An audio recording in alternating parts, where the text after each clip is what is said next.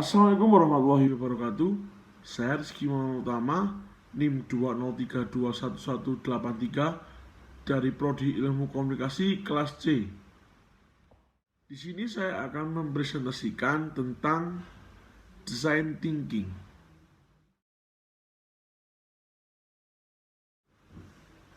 Apa yang dimaksud dengan design thinking? Design thinking adalah salah satu metode baru dalam melakukan proses desain.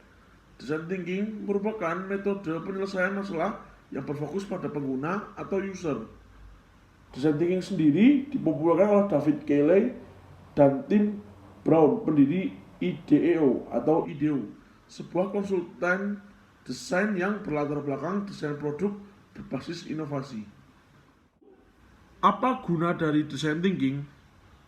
Design thinking sangat berguna dalam mengatasi masalah-masalah yang tidak jelas atau tidak dikenal, dengan melakukan reframing masalah dengan cara-cara yang berpusat pada manusia, menciptakan banyak ide dalam brainstorming, dan mengadopsi pendekatan langsung dalam pembuatan prototipe dan testing. Design thinking memiliki beberapa elemen yang penting, yaitu yang pertama ada people-centered. Dalam metode ini perlu ditekankan bahwa setiap tindakan yang dilakukan berpusat pada apa yang diinginkan dan dibutuhkan oleh user atau pengguna. Lalu ada highly kreatif. Dalam menggunakan metode ini dapat digunakan kreativitas sebebas-bebasnya dan tidak perlu aturan yang terlalu baku dan kaku. Lalu ada hands-on.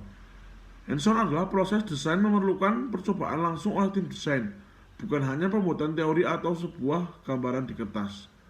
Lalu ada iteratif.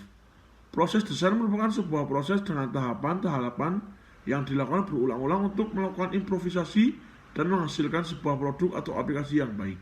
Dalam membuat sebuah produk atau aplikasi dengan metode design thinking, maka akan dilakukan beberapa tahapan berikut secara berulang sebanyak yang diinginkan atau dibutuhkan untuk menghasilkan produk yang sesuai.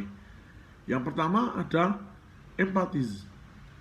Ketika sudah mengetahui user atau pengguna yang akan dituju, maka seorang desainer perlu mengetahui pengalaman, emosi, dan situasi dari si pengguna, mencoba mendapatkan diri sebagai pengguna sehingga dapat benar-benar memahami kebutuhan pengguna.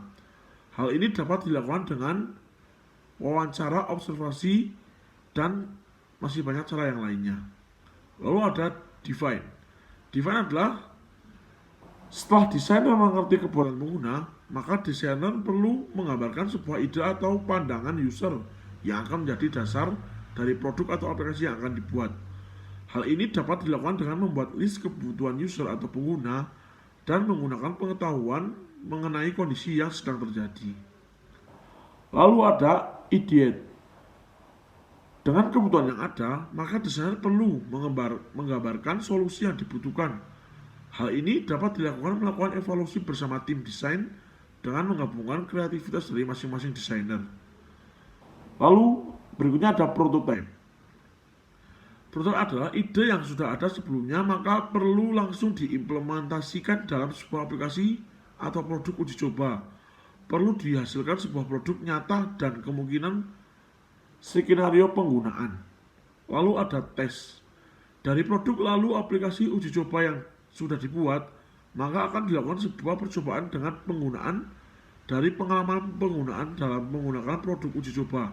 Maka didapatkan masukan untuk membuat produk yang lebih baik dan melakukan perbaikan pada produk yang sudah ada. Yang terakhir ada contoh penyelesaian dari problem design thinking. Contohnya adalah IBM. IBM adalah contoh perusahaan raksasa yang telah berinvestasi dan berhasil dalam implementasi design thinking. Hasilnya sangat fantastis. IBM telah memperoleh ROI sebesar 301%.